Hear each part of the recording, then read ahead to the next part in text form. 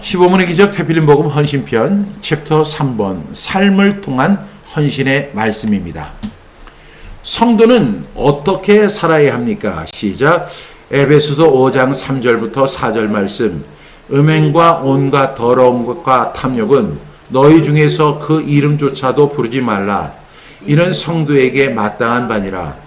누추함과 어리석은 말이나 희롱의 말이 마땅치 아니하니 오히려 감사하는 말을 하라.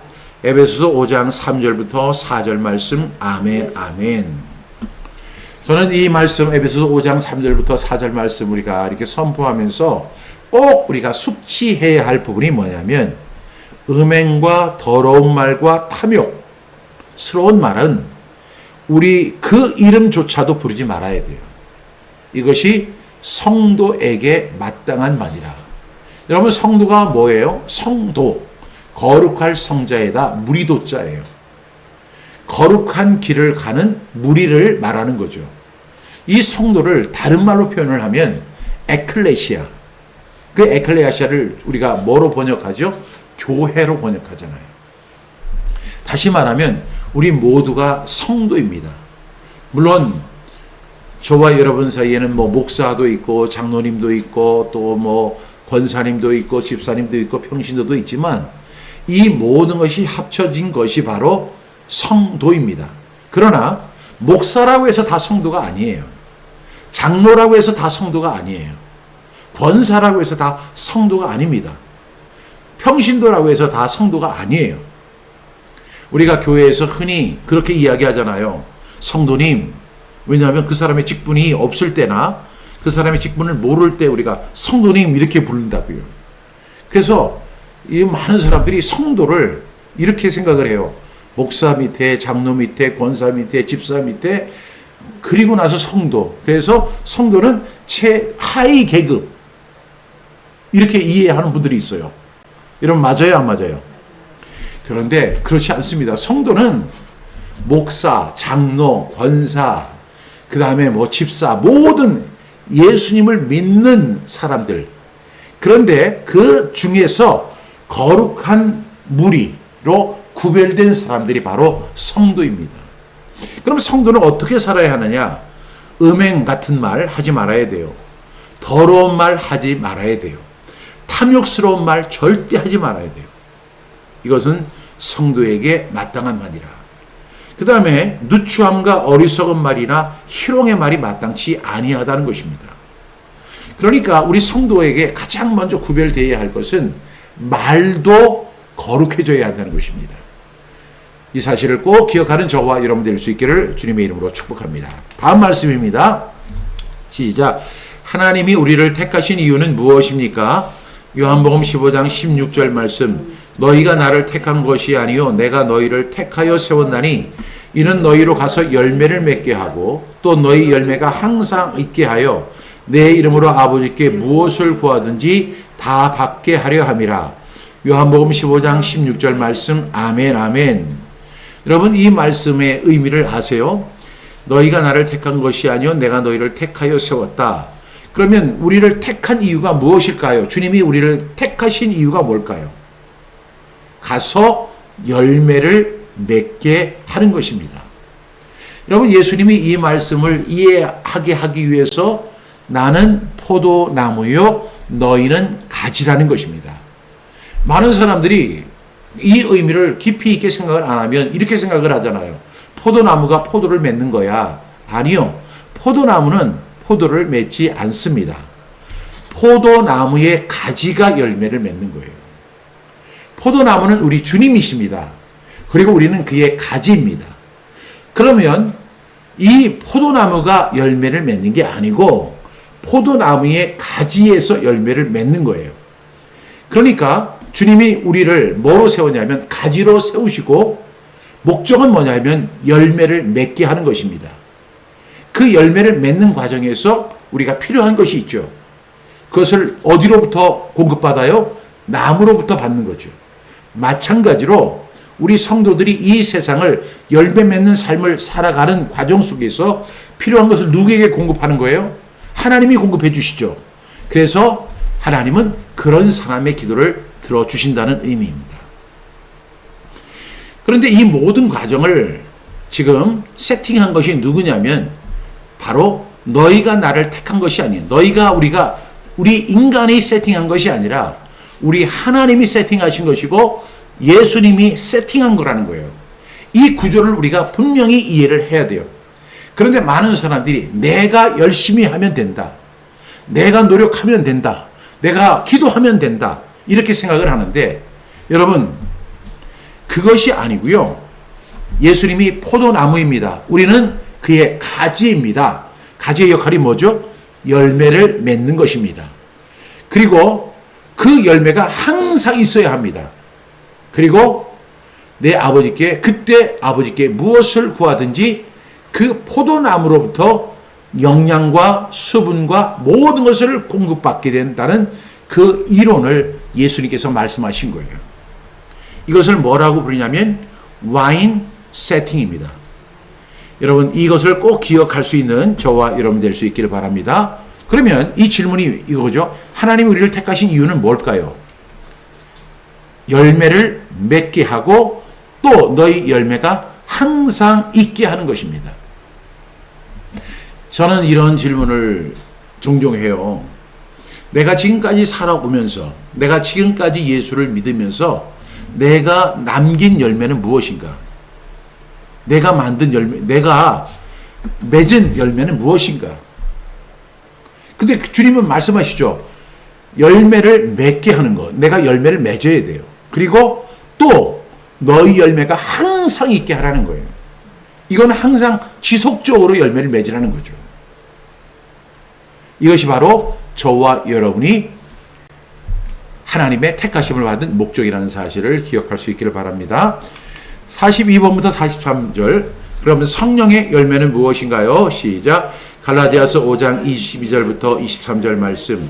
오직 성령의 열매는 사랑과 희락과 화평과 오래 참음과 자비와 양성과 충성과 온유와 절제니 이 같은 것을 금지할 법이 없느니라. 갈라디아서 5장 22절부터 23절 말씀. 아멘 아멘. 바울은 갈라디아서 5장 20절 이하에서 이렇게 이야기하죠. 우리가 성령으로 살아야 한다. 그렇게 해야 성령으로 살다 보면 성령의 열매를 맺게 되는 것이다. 그러면 성령의 열매는 뭐냐? 사랑이고 그 다음에 희락. 희락이 뭐죠? 기뻐하는 거예요. 그러니까 성령의 열매는 많은 사람들이 성령의 열매를 어떻게 이해를 해요? 능력이라고 생각해요. 그래서 막 퍽퍽 쓰러지거나 아니면 막 병이 났거나 방언을 하거나 이거를 성령의 열매라고 자꾸 생각하거든요. 근데 여기 22절에 보면 뭐가 되냐면 오직 성령의 열매라고 있어요. 오직. 성령의 열매는 오직이에요. 방언이 성령의 열매가 아니라는 거예요. 막 넘어짐, 쓰러짐, 뭐 이런 것들이 성령의 열매가 아닌 거예요. 자꾸만 그렇게 현혹하는 거짓 선지자들이 있어요. 근데 여러분 이것을 어떻게 비춰봐야 돼요? 이 말씀에 비춰볼 때 오직 성령의 열매는 사랑이에요. 사랑하는 거. 막 넘어지고 그리고 막 방언하고 랄랄랄라 룰루룰루 이게 성령의 열매가 아니라는 거예요. 여러분 저는 방언을 부정하는 게 아니에요. 치유의 은사를 부정하는 게 아니에요. 그런데 분명한 사실은 성령의 열매는 오직 사랑이에요. 하나님 뭐라고 말씀하셨어요? 하나님은 사랑이시라. 내가 너희를 사랑한 것 같이 너희도 서로 사랑하라. 너희가 서로 사랑하면 이로써 너희가 내 제자인 줄 알리라 그랬어요. 사랑하는 거. 두 번째는 희락이에요. 여러분 우리가 이 세상을 살다 보면 희, 노, 에, 락이 있잖아요. 좋을 때가 있고 나쁠 때가 있어요. 그런데 그런 상황 속에서도 우리는 기뻐하는 거예요. 이것이 바로 성령의 열매입니다. 또 그 다음에 뭐죠? 화평. 피스메이커가 되는 거예요. 어떤 사람이 이렇게 딱 들어오면 그 사람으로 인해서 분위기가 썰렁해지고 그런 사람을 우리가 뭐라고 불러요? 트러블 메이커라고 그래요. 아유, 그 사람 들어오면은 그냥 좋았던 분위기도 다 썰렁해지고 사람들이 그 자리에 뜨려고 하고. 여러분, 우리는 트러블 메이커가 아니라 뭐예요? 피스메이커. 그것이 바로 화평입니다. 그 다음에 성령의 열매는 또 뭐냐면 오래 참음이에요. 오래 참는 거. 그리고 자비, mercy. 자비가 이제 멋이잖아요. 긍휼히 여기는 거예요. 불쌍히 여기는 거예요. 그 다음에 양선. 양선이 뭡니까? 착한 사람이 되는 거예요. 착한 일을 하는 사람. 그 다음에 충성은 뭐예요? 이 말씀을 끝까지 붙들고 나아가는 사람이에요. 온유가 뭐예요? 모든 태도가 부드러운 것입니다. 그 다음에 절제는 뭐예요? 끝까지 견디는 것입니다. 그러면서 바울은 뭐라고 이야기하죠? 이 같은 것을 금지할 법이 없다라고 말씀하고 있어요. 그러니까 오직 성령의 열매가 내 삶 속에서 얼마나 맺어지고 있느냐. 이 열매가 항상 있게 하라. 주님은 말씀하셨습니다. 다음 말씀입니다. 부르심을 받은 일에 합당한 삶은 무엇입니까? 시작. 에베소서 4장 1절부터 4절 말씀. 그러므로 주 안에서 갇힌 내가 너희를 권하노니 너희가 부르심을 받은 일에 합당하게 행하며 모든 겸손과 온유로 하고 오래 참음으로 사랑 가운데서 서로 용납하고 평안에 매는 줄로 성령이 하나 되게 하신 것을 힘써 지키라. 몸이 하나요 성령도 한 분이시니 이와 같이 너희가 부르심의 한 소망 안에서 부르심을 받았느니라. 에베소 4장 1절부터 4절 말씀. 아멘 아멘.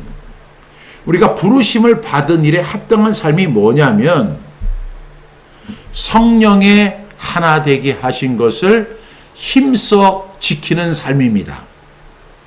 우리가 성령의 9가지 열매, 사랑과 희락과 화평과 오래 참음과 자비와 양선과 충성과 온유와 절제, 이 9가지 열매가 있는데 여러분, 우리 공동체 안에 우리 성경함성학교 지역 지부에 이 성령의 9가지 열매가 넘쳐난다면 그것을 싫어할 사람이 있을까요? 없을까요? 없죠. 그리고 분열이 될까요? 안 될까요? 안 됩니다. 그래서 바울은 지금 갇힌 상태에서도 이렇게 이야기합니다. 부르심을 받은 일에 합당하게 행하는 것이다. 그 내용이 뭐냐? 모든 겸손과 온유로 하고 오래 참음으로 사랑 가운데서 서로 용납하는 거예요. 그리고 평안에 매는 줄로 성령이 하나 되게 한 것을 힘써 지키는 저와 여러분 되기를 주님의 이름으로 축복합니다. 그러면 우리는 우리의 목표가 있어야 돼요. 범사에 그리스도에게까지 자라는 삶이란 어떤 삶일까요? 시작. 에베소서 4장 13절부터 15절 말씀. 우리가 다 하나님의 아들을 믿는 것과 아는 일에 하나가 되어 온전한 사람을 이루어 그리스도의 장성한 분량이 충만한 데까지 이르니 이는 우리가 이제부터 어린아이가 되지 아니하여 사람의 속임수와 간선한 유혹에 빠져 온갖 교훈의 풍조에 밀려 요동하지 않게 하려 함이라. 오직 사랑 안에서 참된 것을 하여 범사에 그에게까지 자랄지라. 그는 머리니 곧 그리스도라. 에베소 4장 13절부터 15절 말씀. 아멘 아멘. 이제 이 말씀들을 다음 주부터 이제 한 절 한 절 깊이 있게 이제 풀어가겠습니다. 오늘은 프리페이스 이렇게 해서 이 말씀을 전체적으로 한번 바라보는 그런 시간을 갖겠습니다. 우리가 하나님의 아들을 예수님을 믿는 일에 하나가 되어서 온전한 사람을 이루어 그리스도의 장성한 분량이 충만한 데까지 이르러야 한다라고 이야기합니다. 왜냐하면 많은 사람들이 어린아이, 영적인 어린아이에서 벗어나지를 못하는 거예요. 그러면 어린아이들의 특징이 뭐예요? 속임수와 간사한 유혹에 빠지고 교훈의 풍조에 밀려 요동하는 사람이에요. 이 사람의 속임수, 간사한 유혹, 여기에 빠지는 것도 문제인데 더 문제는 온갖 교훈의 풍조에 밀려 요동하는 거예요. 이것이 진짜 문제예요.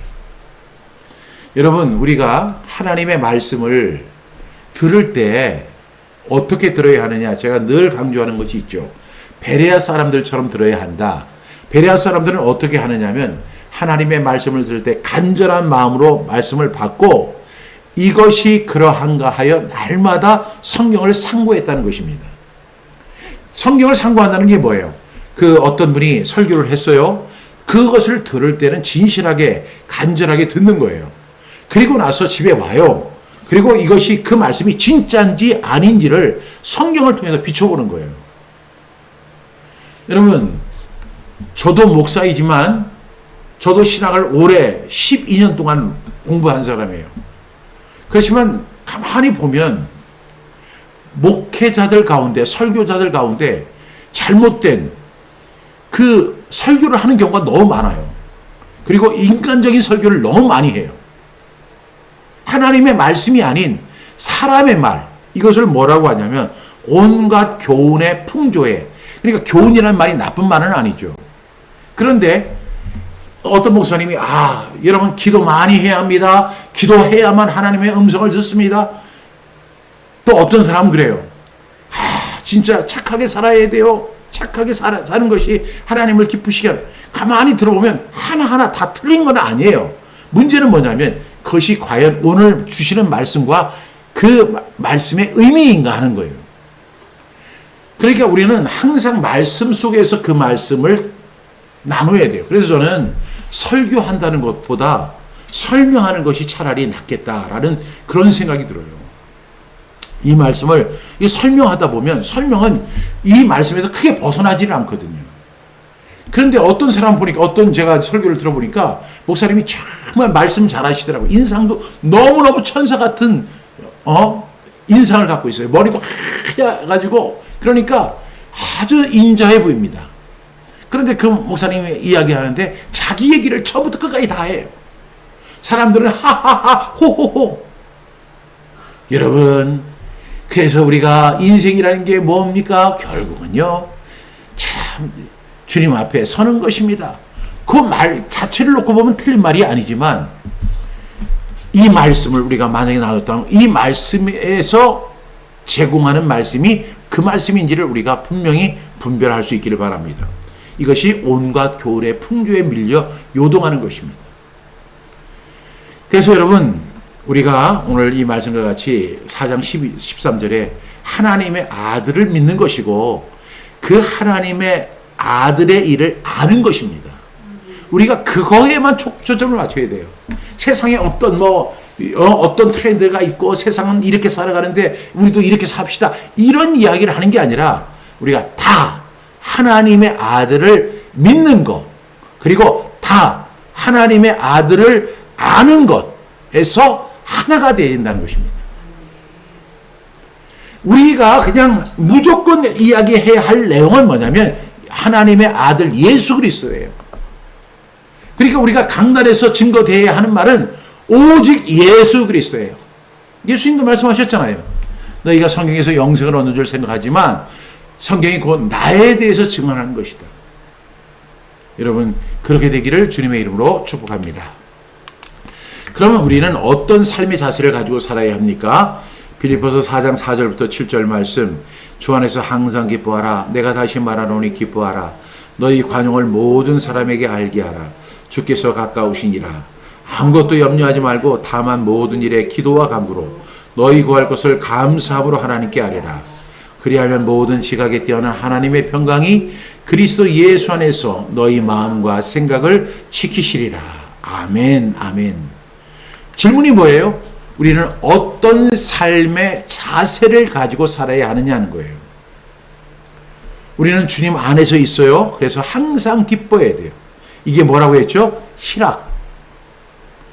그러면서 바울은 이야기합니다. 내가 다시 말하노니 기뻐하라. 그 다음에 너의 관용을 모든 사람에게 알게 하라는 거예요. 좀 받아들이라는 거예요. 용납하라는 거예요. 그냥 너무 부족하고 마음에 안 들어도 그냥 용납하라는 거예요. 왜? 주님이 바로 오실 거니까. 그리고 우리가 일상생활을 살아가는 동안에 아무것도 염려하지 말고 다만 모든 일에 기도와 간구로 너희 구할 것을 감사함으로 하나님께 아뢰라는 거예요. 여러분, 저의 트레이드 마크가 뭐냐면 염려예요. 성경은 염려하지 말아라 이렇게 하고 저는 이 말씀을 암송해요. 그런데도 저는 그 염려에서 벗어나지 못하는 제 모습을 볼 때가 너무 많아요. 그런데 그 염려의 문제가 해결된 다음에 나중에 돌아서서 이렇게 보면 내가 염려했다고 해서 그 문제가 해결된 게 아니에요. 내가 염려했던 문제는 사실 일어나지도 않았고, 그리고 그 문제가 나를 갖다가 죽이지도 않았어요. 근데 나는 미리 염려했던 거예요. 그래서 우리는 내 생각 버리고 염려하지 말아라. 아무것도 염려하지 말아라. 다만 모든 일에 기도와 간구로 너희 구할 것을 감사함으로 하나님께 아뢰라는 것입니다. 그냥 하나님께 아뢰라는 거예요.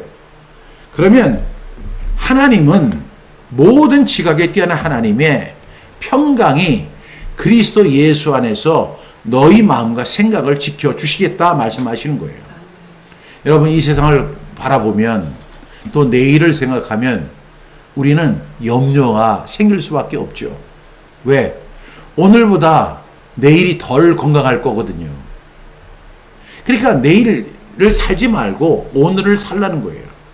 오늘 주어진 일에 대해서 최선을 다하고 그냥 기도와 간구로 구할 것을 그냥 감사함으로 그냥 하나님께 아뢰라는 것입니다.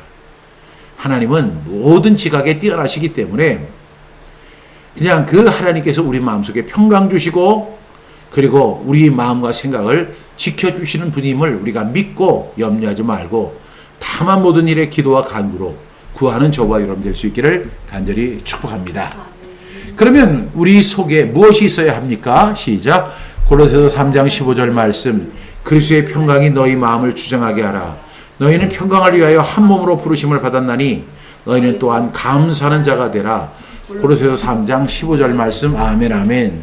우리가 그 전 빌립보서 4장 4절부터 7절 말씀에 보니까 아무것도 염려하지 말고 다만 모든 일에 기도와 간구로 너희 구할 것을 감사함으로 하나님께 아뢰면 모든 지각에 뛰어난 무엇이 하나님의 평강이 우리를 지켜주신다 이렇게 말씀했잖아요. 그러면 우리는 어떻게 살아야 하죠? 그리스도인의 평강이 우리 마음을 주장하게 하는 거예요. 그리고 이 평강을 나 혼자만 간직하는 것이 아니라 우리가 우리 공동체 안에서도 그것을 사용하는 것입니다. 동시에 우리가 항상 기억해야 할 것은 모든 일에 기도와 간구로 구할 것을 감사함으로 하나님께 아뢰는 사람이 되라. 또한 감사하는 자가 되라. 여러분, 제가 지금까지 살아온 것도 다 하나님의 은혜입니다. 그러니까 우리는 감사해야 돼요. 감사하는 저와 여러분 될 수 있기를 축복합니다. 그리고 이제 복음의 진리를 듣고 깨달은 그리스도인들이 나타내야 하는 결과가 있습니다. 시작. 고린도서 1장 5절부터 6절 말씀. 너희를 위하여 하늘에 쌓아둔 소망으로 말미암음이니 곧 너희가 전에 복음 진리의 말씀을 들은 것이라. 이 복음이 이미 너희에게 이르매 너희가 듣고 참으로 하나님의 은혜를 깨달은 날부터 너희 중에서와 같이 또한 온 천하에서도 열매를 맺어 자라는도다. 고린도서 1장 5절부터 6절 말씀. 아멘 아멘. 여러분, 우리의 소망을요 하늘에 쌓아두어야 하는데 그 소망의 내용이 뭐냐는 거예요. 곧 너희가 전에 복음 진리의 말씀을 들은 것이다. 복음 진리가 뭐죠? 예수님 이야기입니다. 그리고 이 복음이 이미 너희에게 이르렀는데 너희가 듣고 참으로 하나님의 은혜를 깨달은 그날부터 우리가 어떤 결과가 나와요? 온 천하에서 열매를 맺어 자라는 것입니다. 그래서 우리는 열매 맺는 이 세상을 살아가는 동안에 우리는 하늘의 소망을 갖고 살아야 하고 이 세상 속에서는 뭘 해야 돼요? 열매를 맺어야 한다. 이 사실을 꼭 기억하는 저와 여러분 될 수 있기를 바랍니다. 그리고 우리가 이제 행함이 없는 믿음이란 어떤 믿음인가요? 시작. 야고보서 2장 14절부터 17절 말씀. 내 형제들아, 만일 사람이 믿음이 있노라 하고 행함이 없으면 무슨 유익이 있으리요? 그 믿음이 능히 자기를 구원하겠느냐? 만일 형제나 자매가 헐벗고 일용할 양식이 없는데 너희 중에 누구든지 그에게 이르되 평안히 가라, 덥게 하라, 배부르게 하라 하며 그 몸에 쓸 것을 주지 아니하면 무슨 유익이 있으리야? 이와 같이 행함이 없는 믿음은 그 자체가 죽은 것이라. 야고보서 2장 14절부터 17절 말씀. 아멘, 아멘. 행함이 없는 믿음은 뭐라고요? 죽은 믿음이라는 거예요. 우리가 믿음을 가졌다 하는 것은요, 무엇을 한다는 거죠? 행한다는 것입니다. 근데 믿음이 있다고 말은 하는데 행함이 전혀 없어요. 근데 그러면 유익이 있습니까? 없습니까? 없지요. 그 믿음이 자기 구원할 정도의 믿음이 되겠어요? 아닙니다. 그래서 우리는 믿음을 가졌다면 어떤 믿음? 실천하는 믿음. 시작. 실천하는 믿음을 갖는 저와 여러분 될 수 있기를 간절히 바랍니다. 그러니까 이 신앙생활이라는 것은 거창한 것이 아닌 것 같아요. 어떤 신앙이에요? 여러분, 우리가 어떤 것을 믿었다면 그것을 그대로 실천하는 것. 이것이 바로 진정한 믿음이라는 사실을 기억합니다. 그리고 우리가 이 세상을 살아가는 동안에 이웃이 있잖아요. 이웃에 대해서는 어떤 마음을 가져야 합니까? 시작. 요한일서 3장 17절 말씀. 누가 이 세상의 재물을 가지고 형제의 궁핍함을 보고도 도와줄 마음을 닫으면 하나님의 사랑이 어찌 그 속에 거하겠느냐. 요한일서 3장 17절 말씀. 아멘, 아멘. 이 세상의 재물을 가지고 내가 있어요. 근데 어떤 사람이 궁핍한 거예요. 어려운 거예요. 그럴 때 우리는 어떻게 해야 되냐면 도와줄 마음을 가지고 있어야 돼요. 만약에 그 마음을 닫아버리면 그 사람 속에는 하나님의 사랑이 없다는 것입니다. 우리가 성령의 9가지 열매 중에서 첫 번째가 뭐죠? 오직 성령의 열매는 사랑이에요. 여러분, 성령이 충만한 사람의 특징은 뭐냐면 사랑이 풍성한 것입니다. 그런데 이 사랑을 나는 당신 사랑합니다, 주 안에서 사랑합니다 하고 입술로만 사랑한다는 그것이 바로 이런 사람들이거든요. 입술의 사랑이 아니라 내가 재물을 가지고 있는데 형제의 궁핍함을 보게 됐어요. 그러면 우리는 항상 갈등을 하죠. 도와줄까 말까 이 생각을 합니다. 그리고 나서 결정을 하죠. 에이, 가난은 나라님도 구제 못해. 이러면서 싹 돌아섭니다. 그 사람은 어떤 사람이냐면 그 사람은 바로 하나님의 사람이 아니라는 거예요. 그 사람 속에는 하나님의 사랑이 없다는 것입니다. 그래서 이 사도 요한은 이 말씀을 하면서 하나님은 사랑이시라. 그리고 우리가 사랑을 이루면 모든 것을 다 잃은 것이다 라고 이야기를 해요. 그러면서 샘플로 이야기합니다. 만약에 누가 이 세상에 재물을 가지고 있어요. 형제가 너무 어려워해요. 돈이 없어서 너무 힘들어해요. 근데 마음을 닫았어요? 그 사람 하나님의 사람 아니다. 하나님의 사랑이 그 사람 속에 있지 않다. 이렇게 이야기하는 거예요. 그러면 이런 질문을 할 수 있습니다. 우리가 왜 일을 해야 하느냐? 나 하나 잘 먹고 우리 가족들 잘 먹고 잘 사는 일에 집중하기 위해서 그 일을 하는 게 아니에요. 내가 만약에 일을 하는 것은 나도 먹고 우리 가족도 잘 먹고 잘 살아야 하지만 그 1차적 책임이라고 하거든요. 1차적 책임도 해야 되지만 2차적 책임도 감당해야 하는 거예요.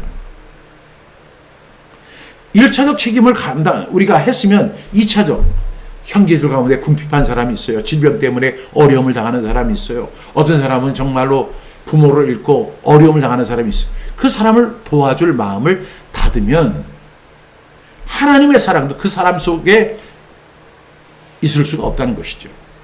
이것을 꼭 기억하는 저와 여러분 될 수 있기를 간절히 축복합니다.